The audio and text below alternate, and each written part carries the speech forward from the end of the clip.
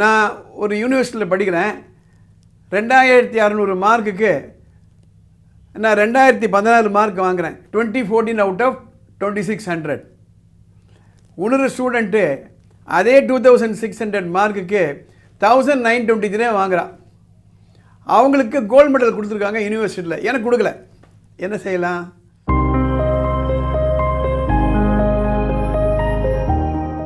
Artificial intelligence, AI கேள்விப்பட்டிருப்பீங்க. எல்லாரும் அதை பற்றி தான் பேசுகிறாங்க.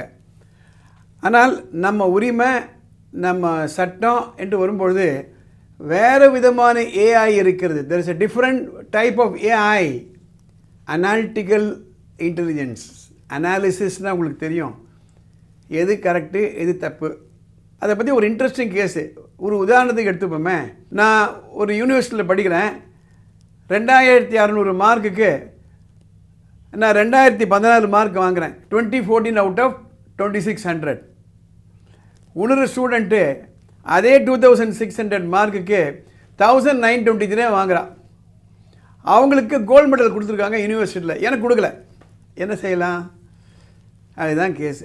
மெட்ராஸ் ஹைகோர்ட்டில் ஒரு ஸ்டூடெண்ட் போய் கேட்குறாங்க, நான் 2600க்கு 2014 வாங்கியிருக்கேன், அந்த பொண்ணு 1923 தான் வாங்கியிருக்கா, அவளுக்கு கோல்டு மெடல் கொடுத்துருக்காங்க, எனக்கு கொடுக்கல.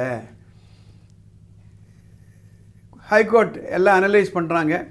என்ன முடிவு பண்ணுறாங்க அப்படின்னா, conferring a gold medal on student is an academic matter which should be left to the academicians. இதை கல்வியாளர்கள் முடிவு பண்ணணும்.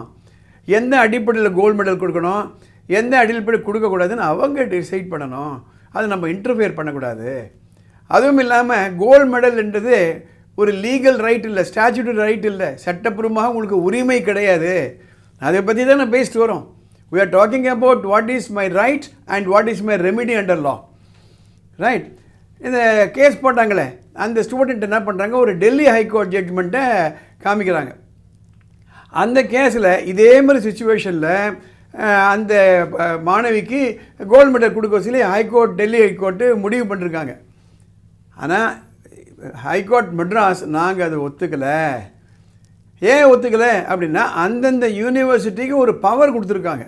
ஃபார் எக்ஸாம்பிள், இந்த கேஸில் யூனிவர்சிட்டி என்ன சொல்லுது, இந்த ஸ்டூடெண்ட்டு ஒரு பேப்பரில் எழுதலை, அந்த பேப்பரை மறுபடியும் எழுதுனாங்க.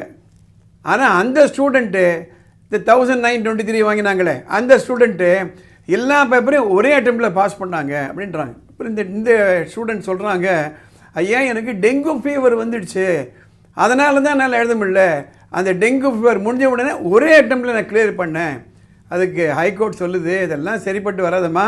அவங்க என்ன சொன்னாங்க, 2018 ஜூன் மாதம் 4ஆம் தேதி சர்க்குலர் அமைச்சிருக்காங்க. என்னென்னா, கோல்டு மெடல் வேணும் அப்படின்னா எல்லா பேப்பரையும் ஒரே அட்டெம்ப்டில் நீங்கள் பாஸ் பண்ணணும், அதன் அடிப்படையில் உங்களுக்கு கிடையாது.